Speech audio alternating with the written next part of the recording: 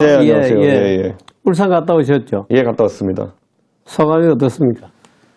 가보니까 뭐 이거를 그때 이제 39살에 이제 김기현 대표 후보가 샀다고 하는데 네. 왜 샀을까? 그건 아직까지 의문이 강하게 남아 있고요. 네. 그래 가보니까 이제 그래서 그런 부동산에 정통한 변호사나 이런 분들하고 얘기해 보면은 여러 가지 시나리오 가능성을 얘기해서 그거 다 검증 중에 있습니다. 네. 가장 대표적으로 예를 들어 이 땅을 과거에 흔히 있었던 것처럼 혹시 뭐 변호사 업무를 하고 대신 받은 거 아니냐, 성우무수로. 그런 것도 있고. 사실 그때는 뭐 관행적인 측면도 있었습니다만은. 지금 본인이 누군가가 사달라 그래서 누군가가 뭐 어려운 형편이어서 사줬다 뭐 이런 설명을 하는 거죠. 근데 이렇게 보시면 될 것 같습니다. 이게 그 땅이 예를 들어서 김기현 후보 말대로 환금성이 떨어지는 땅이라고 한다면은. 네. 그러니까 내가 땅이라는 게 그게 아파트야 규격화돼가지고 호가가 매겨지고 하면 사고 팔기 쉽지만은. 네. 땅이라는 거는 선뜻 사가지고 나중에 안 팔리면 이건 뭐 안 팔리거나 아니면은 본인이 쓸 용도가 없으면은 의미가 없는 게 땅 아닙니까? 그게 보면은 세금만 내고. 그런데 이제 지금 상황에서 보면 20년 가까이 쓰는 용도는 아니었던 것 같고. 그럼 뭔가 어떤 경위를 취득했는데 본인은 안 팔린다고 하고 있지 않습니까? 보면은 팔려고 해도. 그러면은 그거는 이제 취득한 계기 자체가 특수한 계기일 수 있다. 그런데 뭐 상속은 아닌 것 같고. 그러다 보니까 다른 어떤 그 당시의 시절의 관행들 아니었을까라는 생각을 하게 등기부에 쭉 나오지 않아요? 소유권 자체는. 나오죠. 그런데 이게 처음에 보면은 제가 어제 이제 그 땅 보러 가가지고 이제 그 마을 이장님을 뵀어요. 이장님 말씀이 이 땅이 옛날에 그 울산의 그 도의원을 지내셨던 그리고 그 국회의원 선거도 2번 출마하셨던 박원주라는 어르신의 땅인 걸로 알고 있다 이렇게 얘기했어요.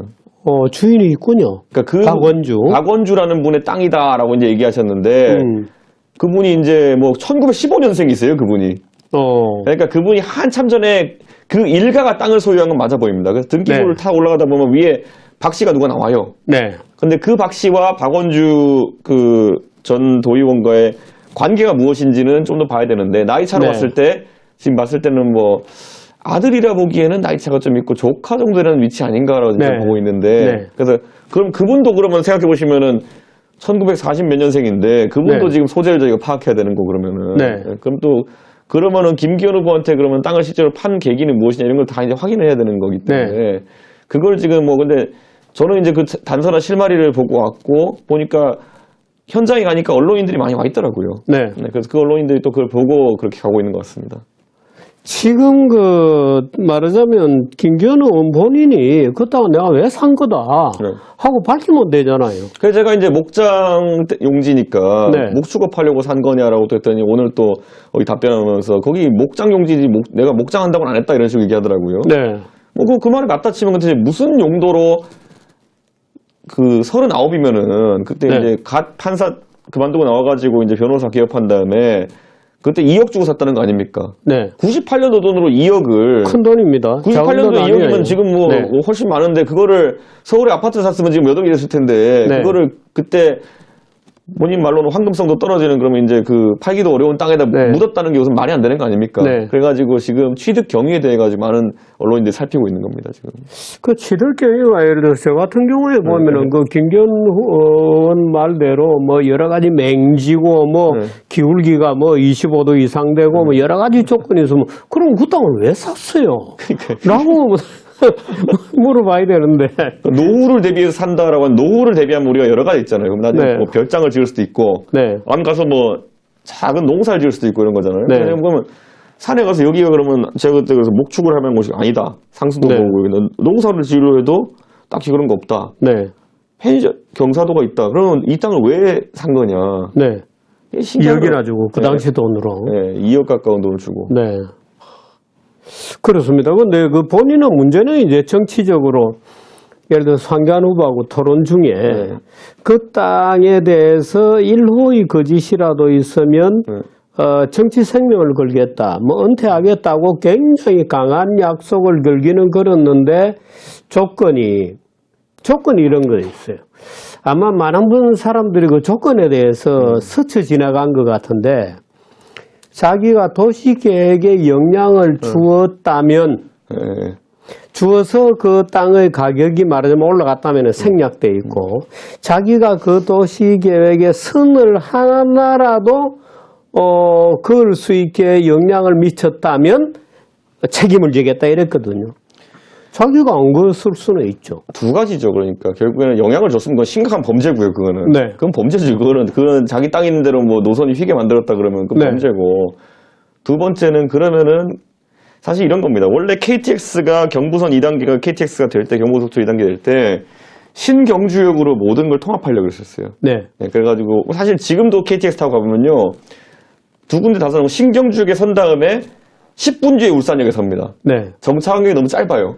넌센스죠. 그렇기 때문에 그렇기 때문에 울산역을 따로 안 만들려고 했었는데 2000년대 들어가지 만들게 됩니다. 네. 그러니까 근데 95년 이럴 때부터 말이 나와요. 계속 거기 네, 진짜고. 그런데 만약에 근데 본격적으로 추진된 건 2006년 이럴 때인데 그때 만약 그 정보를 미리 취득해가지고 네. 그걸 샀으면 그것도 어떻게 보면 문제가 될 수 있는 소지가 있죠. 그거는. 네. 왜냐하면 거기 언양 땅이라는 게 그게 완전 산인데 네. 그 앞에 여기 들어설 거라고는 잘 생각을 못 합니다. 그 당시 네. 시점에는. 그러다 보니까 그것 때문에 이제 사람들이 뭐 만약 진짜 무슨 도시계획에 영향을 미쳤다 그게 나온다면은 네. 그건 뭐 심각한 사안이고 이거는. 네. 예. 이거 만약에 정보를 취득해서 만약 샀다 그랬으면은 정확하게 말하면 내부 정보에 의한 투기라고 사람들이 부르서 있는 거지. 예, 그거는. 내부 정보죠. 예. 지금 판세는 어떻게 돼갑니까? 이게 그러니까 그 소위 말 윤핵관 쪽에서 네. 그 처음에 민심을 넣으면 자기들이 불리할까 싶어가지고 이제 당신 100% 한다고 당원으로 해놓은 거 아닙니까? 네. 그거는. 그것 때문에 변수가 생기는 거죠. 그것 때문에 생긴 변수 어떤 것들입니까? 그러니까 옛날 같으면 이제 작년 이전에 보면은 당원이라고 하는 사람들이 보통은 지방선거 출마하는 사람들, 예를 들어 네. 구의원이나 아니면 도의원, 시의원 이런 거 출마하는 사람들이 내가 경선 때 유리하려고 한 100명씩 데리고 들어온 사람들의 집합체였어요. 네. 예. 그래가지고 이제 사실 당원 20만 명을 기었던 건데 지금 네. 80만 당원 가는 87만까지 가는 상황 속에서는 저거예요. 그 자발적 당원 가입한 사람들이 많은 거죠. 네. 예. 그리고 뭐 대선 때 뭐 조직표도 좀 들어왔었겠습니다만은 그러니까 이 사람들은 누구 뭐 영도자의 지령을 따르는 표들이 아닙니다, 이게. 예. 그렇기 때문에 지금 뭐 보시면 이런 선거운동 아마 당원들은 처음 보셨을 것 같은 게 전당대회 사상 초유로 막 이제 엄청나게 전화를 걸어대고 네. 예, 일반 지지자라는 사람들이 저 김기현 응원하는 사람입니다. 뭐 하면서 누구누구 김기현 좀 찍어주십시오 이렇게 하면서 전화가 온다는 거예요 지금. 네. 그럼 첫째로 그 당원 명부터 어떻게 유출된 거냐 처음에. 예, 그리고 두 번째로는 그 정도로까지 세상에 공짜는 없거든요. 네. 세상에 어떤 정신 나간 지지자가 김기현을 위해 가지고 모르는 사람한테 전화를 걸어가지고 홍보를 합니까? 예. 전 나중에 그것도 크게 문제될 일이 어떻게 나올 수 있다 보는 게, 네. 아니 제가 예를 들어 당원 제가 누구 아는 사람 홍보하면은 이번에 전화를 나왔으니까 저 믿고 한번 도와주세요 이렇게 하는 건 제가 전화하는 거는 네. 제가 아는 범주의 사람들한테 하는 거지. 네. 어디서 갑자기 모르는 사람 텔레마케터도 아니고 갑자기 뭐 이 사람 찍어주시오 이거는 말이 안 되는 거거든요. 그거는. 그러니까 우선 번호 문제가 있고 네. 번호가 어떻게 유출되느냐는 문제가 있고 예, 예. 그 사람이 그야말로 몇 입에 했겠느냐는 문제가 있죠. 저 같은 맨입에 안 해줍니다 그런 거. 그러니까. 예. 아니 근데 제게 예. 나는 누구를 찍기로 했는데 도와주세요 이런 사람들은 있어요. 예. 아니 그거야 지인들 사이에서야 예. 뭐 할 수 있는 건데. 나는 누구 찍기로 했다. 확실히 뜨거워지긴 뜨거워졌어요. 예. 그러니까 소위 아마 국힘당 생긴 이래로 네. 당대표 선거가 이렇게 뜨거웠던 적은 없겠죠. 그건 왜 그러냐면 역설적으로 네. 대통령이 노골적으로 밀었는데도 안 뜨니까 그런 겁니다. 네. 대통령이 노골적으로 밀어가지고 골대도 옮겨 다니고 룰도 바꾸고 네. 그다음 저는 대통령이 지금까지 뭐 총선 때 공천할 때 네. 뭐 공관위원장을 내세워가지고 공천 학살한다 소리 이런 건 들어봤어도 네. 전당대회 후보를 학살한다는 얘기는 들어본 적이 없습니다. 네. 근데 그게 지금 벌어지고 있는데도 근데 기본적으로 좀 거슬러 가는 얘기이긴 합니다만 기본적으로 왜 그런 일이 생겼어요? 그러니까 저희가 이제 정치 평론하면서 예. 상식으로 평론을 하면은 요즘은 나중에 가가지고 저희가 오히려 비웃음을 당하는 상황이 될 것 같아가지고. 네. 그래가지고 저는 이런 거죠. 그러니까 전당대회, 그러니까 지금 대통령의 이제 당선 이후의 모든 행보를 보면 어쩌면은 대통령 당선 이전에 후보가 된 뒤부터 모든 행보를 보면은 네. 야, 내가 후보가 됐는데 왜 내 맘대로 못하냐. 그것 때문에 사실 대선 과정에서도 조수진 의원 같은 사람이 저한테 그때 회의장에서 이랬던 거 아닙니까? 내가 당신 말을 왜 듣냐 하면서 이렇게 하고 해가지고 제가 네. 그때 나 그러면 선대위원장 안 할게 하고 제가 이제 나갔던 거 아닙니까? 네. 그런 것처럼 그 다음에 그러니까 그런 분위기인 거예요. 대통령이 되고 난 다음에도 보면은 내가 하고 싶은데 왜 안 돼? 네. 이게 계속 일관적으로 이제 보이고 있는 것 아닌가라는 생각을 하고. 대통령이 독재자는 아닌데. 그러니까 저희가 이제 이상한 거죠, 보면은. 민주주의를 기본적으로 이해를 못 하시는 분인가? 그래서 저희 가장 놀랐던 게 뭐냐면은, 나경원 의원이 그래, 조금 불편한 게 있을 수 있어도 어떤 일인지 네. 모르겠지만은, 저렇게 두들겨 맞을 일인가, 저게. 그러니까 이런 거예요. 쭉 길게 보면, 민주주의를 복잡하게 정의하고 그 안에 시스템적으로 많은 걸 구현해놨지만은, 네. 저는 이렇게 보면, 제 관점의 본질은, 선거권과 피선거권. 그러니까 누구나 내 지도자를 자유롭게 뽑을 수 있고, 또 지도자가 되고 싶은 사람은 자유롭게 출마할 수 있고, 네. 이 두 가지가 형식적으로 지켜지느냐가 저는 정치 민주주의 개념의 중요한 지점이다. 네. 우리 역사에서 보면 독재라고 하는 사람들이나 아니면은 이런 사람들이 항상 제약하려고 했던 것이 누가 선거에 출마할 권리, 네. 누가 누굴 뽑을 권리 이런 걸 제약하려고 했던 거고 반대로 네가 나가라. 다음에는 네가 해라. 그렇죠. 말하자면 서열을 정해놓고 그렇죠. 사실상 지명제 비슷하게 운영하는 선거는 형식이고. 선거를 거의 형해화시켰었죠 그때. 네. 그런데 그 다음에 그러면은 또 우리 국민 중에 이제 민주화 운동했던 사람들 중에 보면은 그 사람들이 항상 요구했던 건 뭐냐면은 결국에는 자유롭게 뽑을 권리, 직선제.